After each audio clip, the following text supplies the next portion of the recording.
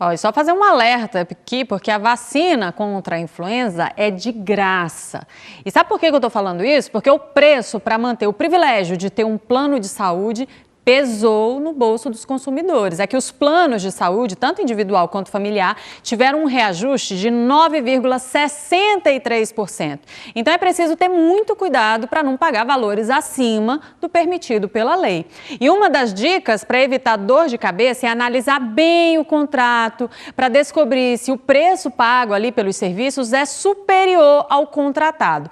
Outra dica também é participar aqui da nossa conversa com a doutora Bruna Pires, que é advogada e especialista em direito médico.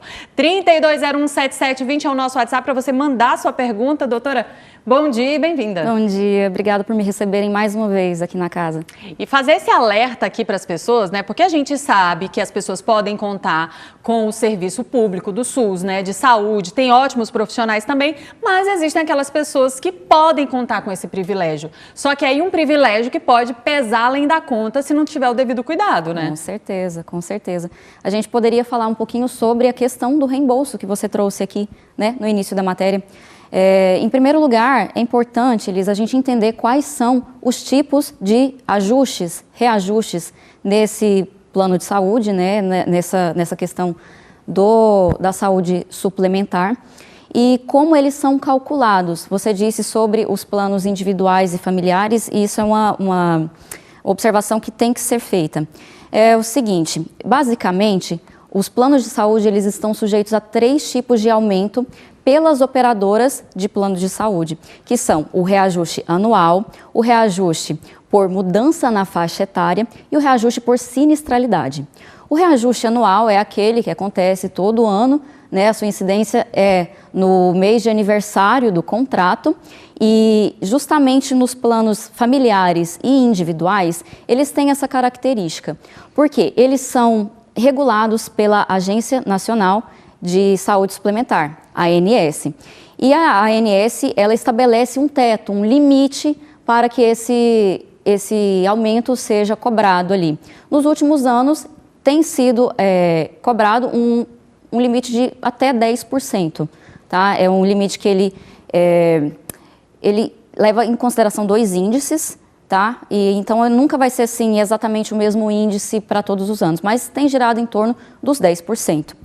Qual que é o grande problema? O grande problema são os planos coletivos e os planos empresariais. Os coletivos são aqueles intermediados através de um sindicato ou através de um conselho de classe, por exemplo, e os empresariais, aqueles ofertados pela empresa aos seus empregados.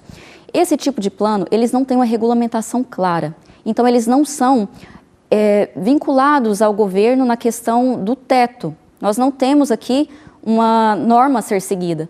Isso acaba incidindo alguns reajustes de 30%, 40%, até 50%, às vezes até mais que isso em um único ano.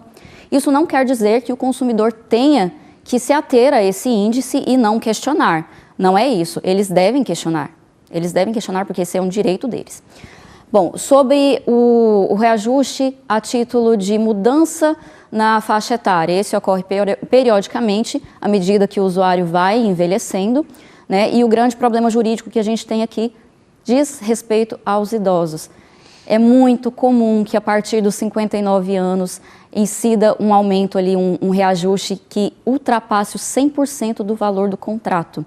Tá? Essa não é a prática permitida, mas é uma prática que ocorre, infelizmente. Uma prática comum deve ser pelo fato, né, de que as pessoas idosas acabam utilizando mais muito o plano de saúde. Isso. Então ali as operadoras, em alguns casos, não estou aqui generalizando, mas em alguns casos acho que vão ficar no prejuízo se der todo aquele amparo que a pessoa contratou, né, sem estar ali fazendo reajustes ou cobranças além do necessário, do que é permitido em contrato. Inclusive falando sobre contrato, doutora, eu queria que a senhora explicasse para o pessoal de casa, porque muita gente acha que por ter assinado um contrato, está preso ali aquela operadora, não pode questionar, porque já assinei, então eu devia ter olhado isso antes. Não, mas a pessoa pode, depois de verificar alguma situação que não está ali muito adequada, ela pode recorrer aos órgãos de fiscalização de direitos dos consumidores? Ela deve recorrer.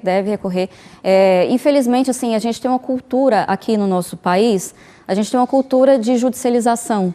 Então, muita coisa não se resolve em âmbito administrativo. Não adianta ir até o PROCON, não adianta ir até o plano de saúde conversar. O que adianta mesmo é realmente uma decisão judicial mandando o plano cumprir com o seu papel.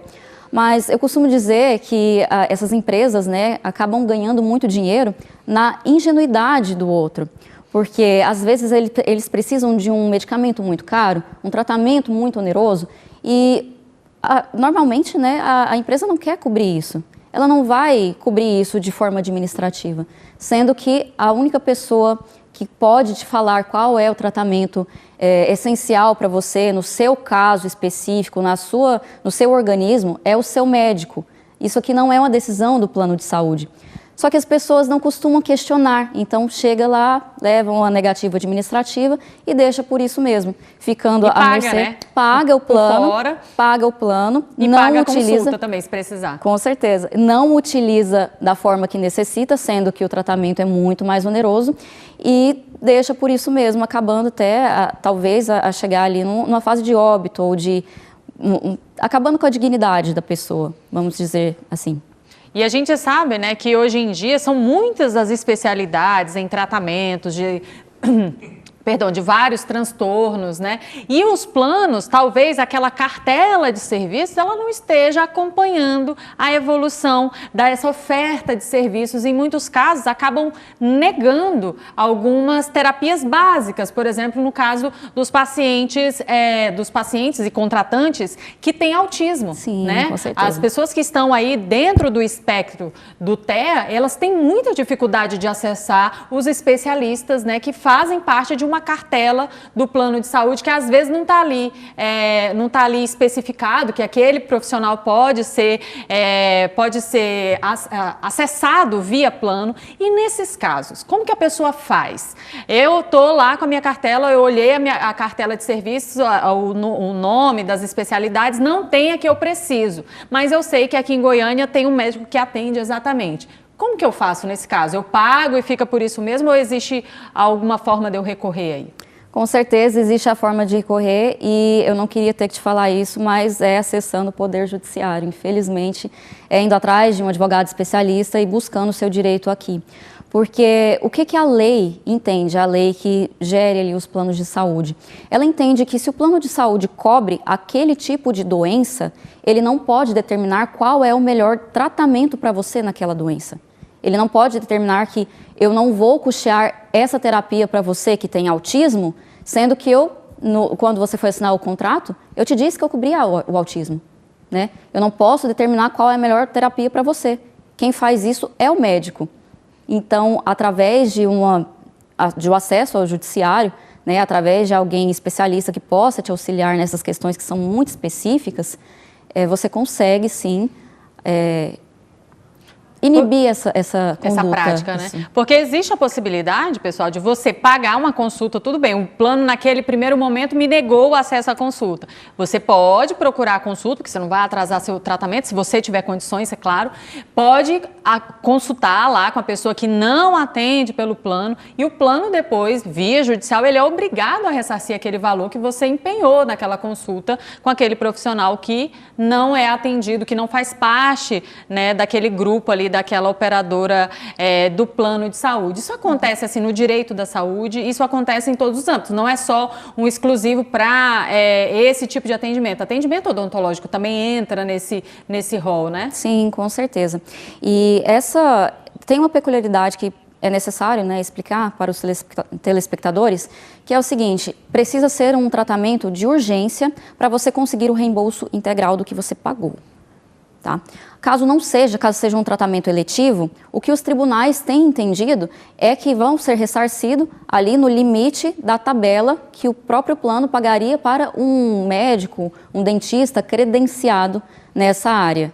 Se você procurar na questão do reembolso, né, o acesso ao judiciário na questão do reembolso.